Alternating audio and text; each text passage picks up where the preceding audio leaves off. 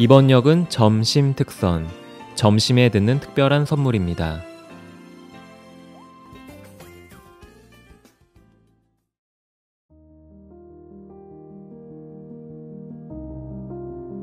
いつかあなたはあの男を愛さなくなるだろうとベルナールは静かに言った。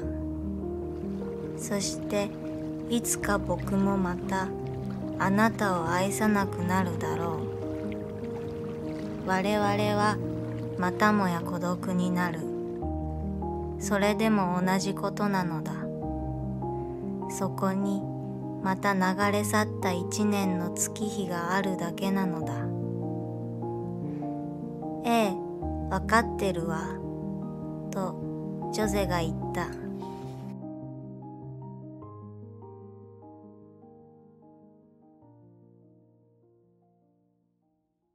안녕하세요, 김로댕입니다. 갑자기 일본어가 나와서 놀라셨나요? 어떤 분들은 어딘가 익숙하다고 생각하셨을 수도 있을 것 같습니다. 오늘은 제가 가장 좋아하는 영화를 소개해 드리려고 합니다. 바로 2003년에 개봉됐던 일본의 멜로 영화 조제, 호랑이, 그리고 물고기들입니다. 오프닝으로 영화 속 대사와 이어서 영화 OST 쿠르르의 하이웨이를 듣고 왔습니다. 대사가 무슨 뜻인지 궁금하실 분들이 있으실 것 같은데요. 조금 이따가 설명드리겠습니다. 조제, 호랑이, 그리고 물고기들은 동명의 일본 단편 소설이 원작이고요. 영화가 워낙 잘 되어서 한국에서도 오랫동안 사랑받는 작품입니다. 2020년에는 극장판 애니메이션으로도 만들어지고 한국 버전으로도 리메이크 되었습니다. 한국 영화 데이터베이스 웹사이트에 등록된 영화 줄거리를 읽어보겠습니다. 츠네오는 심야의 마자 게임장에서 아르바이트를 하는 대학생이다.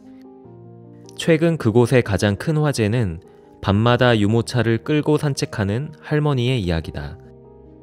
그 안에는 큰 돈이나 마약이 들어있을 거라고 손님들은 수군댄다. 그러던 어느 날 새벽, 츠네오는 언덕길을 달려 내려오는 유모차와 마주치는데 놀랍게도 그 안에는 한 소녀가 있었다. 그것이 츠네오와 조제의 첫 만남이었다. 할머니는 다리가 불편해 걷지 못하는 손녀를 유모차로 산책시키고 있었던 것이다. 그녀의 이름 조제는 프랑소와즈 사강의 소설에서 따온 이름이다. 츠네오는 음식 솜씨가 좋고 방 안구석에서 주워온 책들을 읽는 것이 유일한 행복인 조제와 친구가 된다. 예쁜 여자친구도 있지만 츠네오는 웬일인지 별나고 특별해 보이는 조제에게 끌린다. 그렇게 두 사람은 조금씩 서로에게 가까워지며 사랑을 시작한다.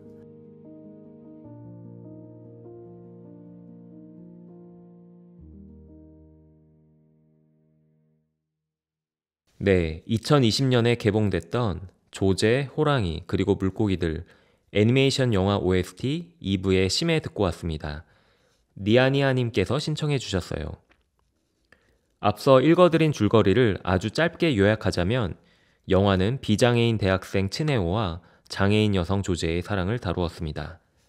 츠네오가 조제를 위해 유모차를 스케이트보드와 연결해서 동물원으로 가는 장면이 있는데요. 가다가 언덕에서 굴러 넘어지면서 둘이 하늘을 쳐다봅니다. 그 장면이 참 풋풋하고 로맨틱해 보여서 이런 순간은 정말 살면서 몇 번 없지 않을까라는 생각이 들었습니다. 그리고 앞서 오프닝에 나왔던 대사는 조제가 본인이 가장 좋아하는 책 프랑소와즈 사강의 한 달 후 1년 후라는 소설을 낭독하는 부분입니다. 소설 속 남자가 언젠가 당신은 그를 사랑하지 않는 날이 올 거야.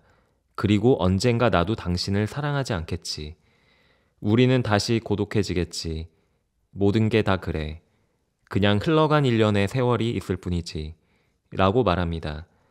그리고 소설의 여자 주인공 이름도 조제인데 그녀가 나도 알아요 라고 답합니다. 여기서부터는 영화의 뒷부분을 얘기해야만 할 것 같은데요. 혹시 이 영화를 아무런 스포일러 없이 보시고 싶으신 분은 이어서 들을 노래까지만 듣고 끄시는 걸 추천드릴게요. 데이먼스 이어의 조제 듣고 오겠습니다. 데이먼스 이어의 조제를 듣고 왔습니다. 뚜벅뚜님께서 신청해 주셨는데요. 싱어송라이터 데이먼스 이어가 이 영화를 보고 영감을 얻어 만든 곡이라고 합니다. 노래가 나오기 전에 말씀드렸다시피 혹시 이 영화를 아직 안 보신 분들 중에서 아무런 스포일러 없이 보시고 싶으신 분은 여기까지만 방송을 듣는 걸 권유드리겠습니다. 이어서 영화 얘기를 하자면 오프닝의 대사는 결국 이 둘의 관계에 대한 복선이 됩니다. 둘은 결국 헤어지거든요.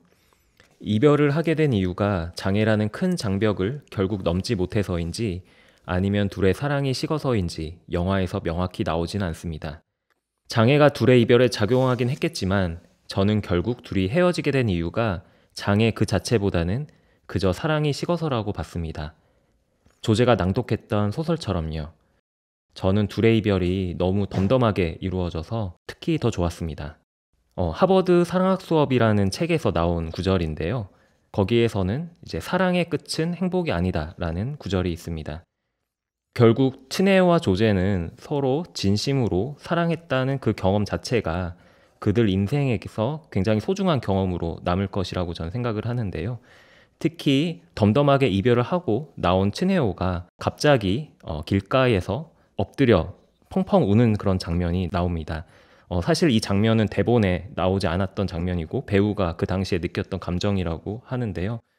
아마 자기가 진심으로 사랑했던 조제를 떠났다는 그런 죄책감과 그리고 앞으로 그런 사랑을 하지 못하겠다라는 그런 생각에 잠겨서 그런 감정이 나오지 않았나 생각이 들고요.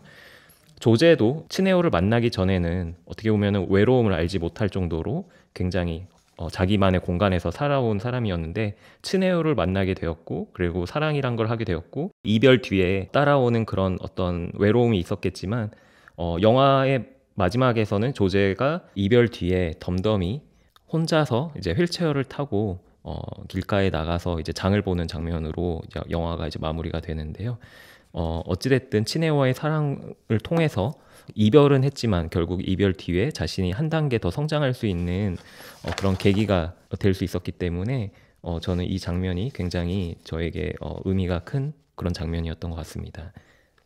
두 사람이 서로에게 사랑을 느끼는 모습이 비장애인의 연애와 다르지 않게 표현이 되었고 이들의 이별도 남들과 크게 다를 바 없이 표현되어 그 자연스러움과 현실성이 더 와닿는 영화였습니다. 노래 한 곡 더 듣고 올게요. 캐시의 I swear I will never live again. 네, 캐시의 I swear I will never live again 듣고 왔습니다. 영화 조제, 호랑이 그리고 물고기들이 장애를 비현실적으로 부각하지는 않아서 좋았다고 말씀드렸지만 감상평을 말하면서 장애에 대한 얘기를 빼놓을 수는 없을 것 같습니다. 조제가 츠네오를 만나기 전에는 사회와 단절된 채 삶을 살고 있었는데요.